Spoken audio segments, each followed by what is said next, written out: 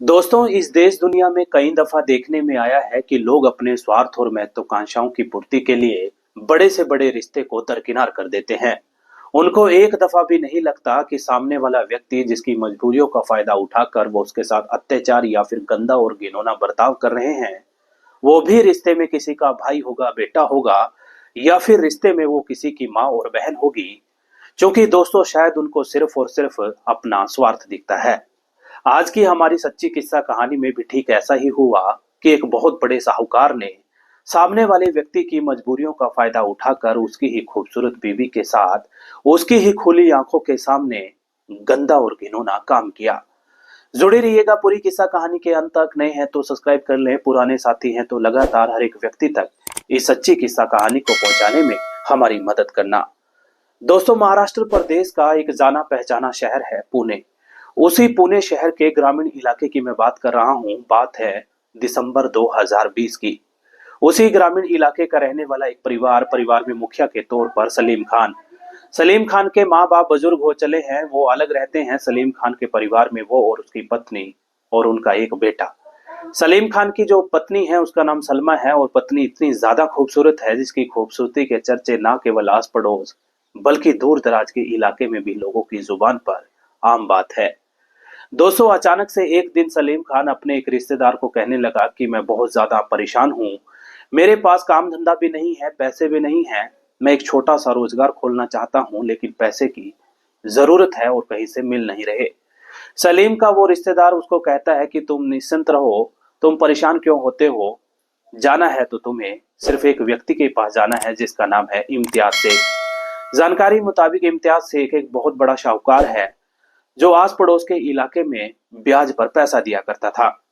बड़ी संख्या में लोग जरूरत पड़ने पर उसी इम्तियाज शेख के नाम के शाहूकार से पैसे लेते और ब्याज सहित उसको वापस किया करते थे। बस फिर क्या था, एक दिन तैयार होकर के सलीम अपनी पत्नी यानी सलमा को साथ लेकर बकायदा बस में बैठकर इम्तियाज शेख के घर जा पहुंचा। इम्तियाज शेख को देखकर वो सलीम खान उसके पैरे में गिड़गिड़ाते हुए कहता है कि बाबूजी, मुझे पैसे की जरूरत है। पैसे 40,000 रुपए मांगे गए। 40,000 रुपए देते हुए वो शाहूकार यानी इम्तियाज शेख बोलता है कि सलीम खान, पैसे तो तुम ले जाओ, लेकिन फला फला तारीख को ब्याज शुदा तुम्हें लौटाने पड़ेंगे। जैसे ही वो मुड़ने लगा तो इम्तियाज शेख नाम के शाहूकार की नजर उसकी ही पत्नी यानी सलमा पर पड़ी, और जैसे ही नजर पड़ी तो वो देखते ही रह गया। क्योंकि दोस्तों, उसकी जो पत्नी थी वो इतनी ज्यादा खूबसूरत थी कि यदि कोई एक दफा उसके साथ आंखें गड़ा कर देख ले तो उसका ही दीवाना हो जाएगा। बस फिर क्या था, उस इम्तियाज शेख ने मानो मन बना लिया हो कि जैसे भी हो वो उसकी पत्नी यानी सलमा को हासिल करके ही दम लेगा।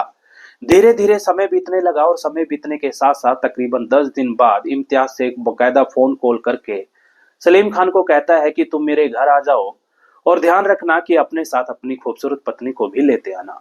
सलीम खान अपनी पत्नी सलमा को लेकर उसी इम्तियाज शेख नाम के शाहूकार के घर जा पहुंचा, और जैसे ही घर पहुंचा तो इम्तियाज शेख नाम का वो शाहूकार उस सलीम को कहता है कि सलीम, तुम्हारे पास तो इतनी धन दौलत है, तुम्हें ब्याज पर पैसे लेने की क्या जरूरत आन पड़ी। सलीम खान कहता है कि बाबूजी, मैं कुछ समझा नहीं। वो कहता है, ध्यान से सुनो, तुम्हारे पास इतना खूबसूरत गहना है, इसकी कीमत कोई लगा ही नहीं सकता।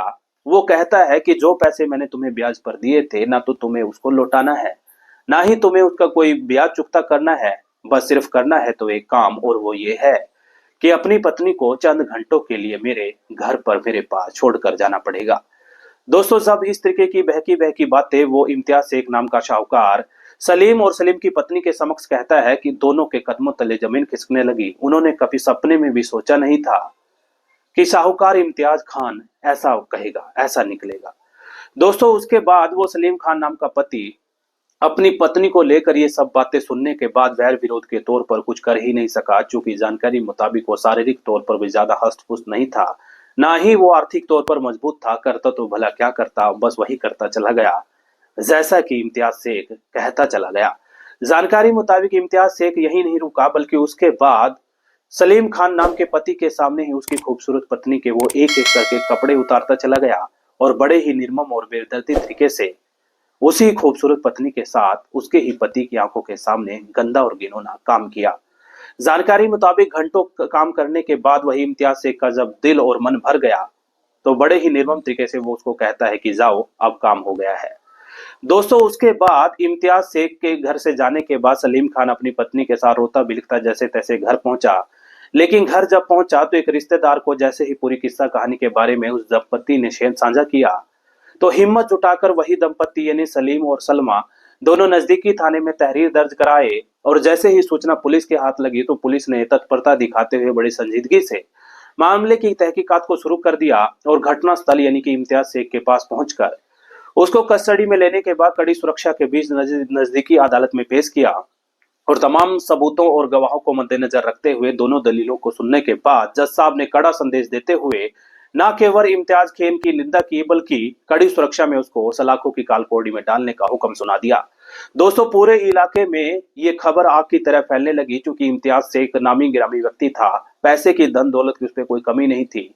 लाखों लोग उसको नाम से जानते थे और कहीं ना कहीं सोशल मीडिया हो या इलेक्ट्रॉनिक मीडिया या प्रिंट मीडिया, हर कहीं ये खबर ब्रेकिंग न्यूज बन चुकी थी।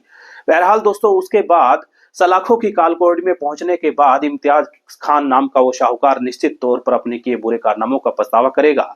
लेकिन ये जो खबर है एक बहुत बड़ा संदेश दे रही है कि जो लोग हैं वो अत्याचार करते इस वक्त एक दफा भी उनका दिल नहीं पसीजता कि जिसके साथ वो गंदा और घिनौना काम कर रहे हैं, जिसकी मजबूरियों का फायदा उठाकर वो उसके साथ गंदा बर्ताव कर रहे हैं, वो भी किसी के रिश्ते में भाई होंगे, बेटे होंगे या फिर रिश्ते में किसी की माँ और बहन होगी, वो सब कुछ भूल जाते हैं क्योंकि उनको दिखता है तो सिर्फ और सिर्फ अपना स्वार्थ दिखता है।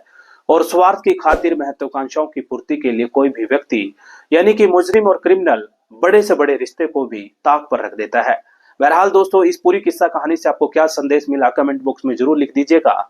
जाते जाते आप लोगों से विनम्र गुजारिश करूंगा कि आप देश दुनिया के किसी भी गांव गली नुक्कड़ चौराहे पर बैठकर हमारी किस्सा कहानियों को सुनते हैं तो अलर्ट रहिएगा, जागरूक रहिएगा, क्योंकि अलर्ट और जागरूक रहने में ही बचाव है। अलर्ट और सतर्क रहने में आप सबकी भलाई है। कहीं ऐसा ना हो इंसान रूपी मुखौटा पहनकर कोई बहरूपिया आपके ही गांव गली नुक्कड़ चौराहे पर बैठकर किसी बड़ी किस्सा कहानी को अंजाम दे दे और आपको कानों कान खबर भी ना लगे। बहुत बहुत शुक्रिया, धन्यवाद।